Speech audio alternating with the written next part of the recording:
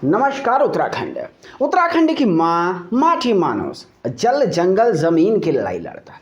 आपका चैनल राष्ट्रनीति उत्तराखंड। दोस्तों, अंकिता को इंसाफ दिलाने में आज का एपिसोड बहुत ही ज्ञानवर्धक होने वाला है। आज ऐसे ऐसे खुलासे आपके सामने करेंगे। सबसे पहले कल विधानसभा में क्या हुआ, सरकार ने बता ही दिया वीआईपी का नाम। कौन है वीआईपी? बस थोड़ी देर में, चंद सेकंड के बाद सीबीआई कब आएगी, इस पर सरकार के मंत्री प्रेमचंद्र अग्रवाल क्या बोले, और केदार भंडारी कहाँ है, मुद्दा क्या उठेगा संसद में, तमाम मुद्दों पे बात करेंगे इस खास पेशकश में। लेकिन उससे पहले आप लोगों से अपील की राष्ट्रनीति उत्तराखंड को अभी सब्सक्राइब करें, क्योंकि ये जनता की आवाज़ है, आम गरीब की आवाज़ है, जिनकी आवाज़ कोई नहीं उठाता उनकी आवाज़ है। तो आप हमारी ताकत बने। एक सब्सक्राइब और कुछ नहीं चाहिए, केवल एक सब्सक्राइब। दोस्तों, विधानसभा में क्या हुआ आपको मैं बड़ा रोचक दृश्य बताने वाला हूं, गौर से सुनिए इस बात को। कल एक नेता हैं भुवन कापड़ी जी, जो हैं कांग्रेस के नेता हैं, और इन्होंने पहले वीडियो का मुद्दा भी उठाया था। तो कल इन्होंने अंकिता भंडारी के मुद्दे पे 3 सवाल सरकार से पूछे। सबसे पहला सवाल इनकी तरफ से था कि सरकार वीआईपी का नाम बताए, सरकार पुलकित का नार्को टेस्ट करे, सरकार इस पे सीबीआई क्यों नहीं लाती है, और क्या सारे सबूत नष्ट हो चुके हैं, पुलकित को सजा होगी कि नहीं होगी। इस सब को जोड़ते हुए महिला सुरक्षा का मुद्दा इन्होंने उठाया। इसके बाद जो सरकार के मंत्री ने जवाब दिया, वो जवाब आपको हैरत में डाल देगा, वो जवाब आपको सोचने पर मजबूर कर देगा। वो जवाब था कि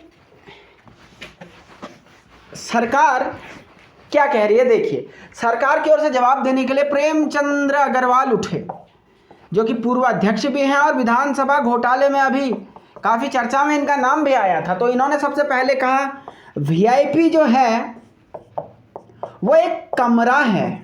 सुन रहे हैं आप, देख रहे हैं ना विनोद, वीआईपी क्या है? एक कमरा। गौर से सुनिए, वीआईपी क्या है? कमरा है, कोई व्यक्ति नहीं है। ये सरकार ऑन रिकॉर्ड कह रही है विधानसभा के अंदर। आप इस मुद्दे पे क्या सोचते हैं, एक बार कमेंट करके बताना जरूर। वीआईपी एक कमरा है। दूसरा जो इनसे कहा गया, इन्होंने सीबीआई की बात करी तो कहा गया कि हमारी जो राज्य की एसआईटी है उस पर हमें पूरा भरोसा है और वो अच्छा काम कर रही है। देखिए साहब, भरोसा आपका नहीं, जनता को होना चाहिए। और मुझे नहीं लगता कि उत्तराखंड के 100 में से कोई एक आदमी भी होगा जिसको अब एसआईटी पे भरोसा रहा है, और वो एक आदमी भी पता नहीं आप ही के तरफ के लोग होंगे, बाकी तो किसी को भरोसा रहा नहीं। तो क्यों आपके भरोसे पे रहने से थोड़ी क्या देश का जो है कानून और देश के नियम चला करेंगे। इसके बाद जो आगे की वार्तालाप हुई वो और भी सरकार के जवाब हैरान करने वाले थे। सरकार ने तो यहाँ तक कह दिया कि पुलकित को सजा होगी, यह हम श्योर करेंगे, और पुलकित के खिलाफ एक एक सबूत जुटा लिए गए हैं, ये सरकार का कहना है। साथ में नार्को टेस्ट पे भी सरकार ने चुप्पी साध ली। तो कुल मिला के सरकार कहना चाहती है कि वीआईपी कोई नहीं है, वीआईपी को बचाने के लिए सरकार लगी हुई है, वीआईपी तो केवल एक कमरा है। सीबीआई की जरूरत नहीं, क्योंकि सीबीआई पर सरकार को पूरा भरोसा है, और सरकार को यह भी भरोसा है कि हम सजा दिला लेंगे। अब आप लोग इस मुद्दे पे क्या सोचते हैं, ये मैं आपसे पूछना चाहूँगा। लेकिन आज मैं उत्तराखंड की सरकार से एक सवाल अपनी ओर से पूछना चाहता हूँ, बहन अंकिता के लिए, कि हे उत्तराखंड की सरकार, आप हमें ये बताओ ना कि आप एक वाइट पेपर ले आओ। वाइट पेपर एक सरकारी डॉक्यूमेंट होता है कि अगर पुलकित को 302 में सज़ा नहीं सुनाएगी, देखिए 302 में सज़ा उम्र कैद होगी, फांसी होगी, अदालत का विवेकाधिकार है, लेकिन वो 302 का दोषी साबित हो सरकार की जिम्मेदारी है। ऐसा नहीं होगा तो बीजेपी की सरकार भंग हो जाएगी। आप ऐसा एक वाइट पेपर ले आओ कि हम चीफ मिनिस्टर समेत इस्तीफा दे करके मध्यावधि चुनाव की घोषणा कर देंगे, तब तो मैं भी मानता हूँ कि आपकी जुबान पर हम भरोसा कर दें। और अगर ऐसा नहीं है, इसका मतलब कहीं जालसाजी हो रही है, कहीं बड़ी जालसाजी हो रही है।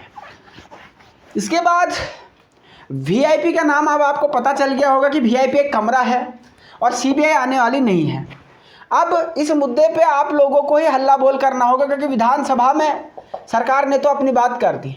वहीं एक और मुद्दा जो हम लगातार उठाए हुए कि केदार भंडारी कहाँ है।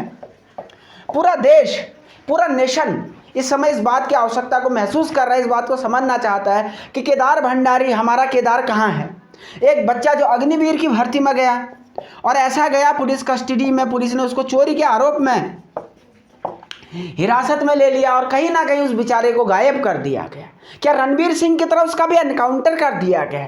ये आंख में आंख डाल के आज हम उत्तराखंड की पुलिस से पूछना चाहते हैं कि उसके लिए सीबीआई नहीं आ रही है। क्या गरीब की बच्ची अंकिता, गरीब का बेटा केदार, उत्तराखंड में मजदूरों, गरीबों के बच्चों की जान इतनी सस्ती हो चली है? यह सवाल आज एक उत्तराखंड के व्यक्ति का सवाल है जो मैं पूछना चाह रहा हूँ।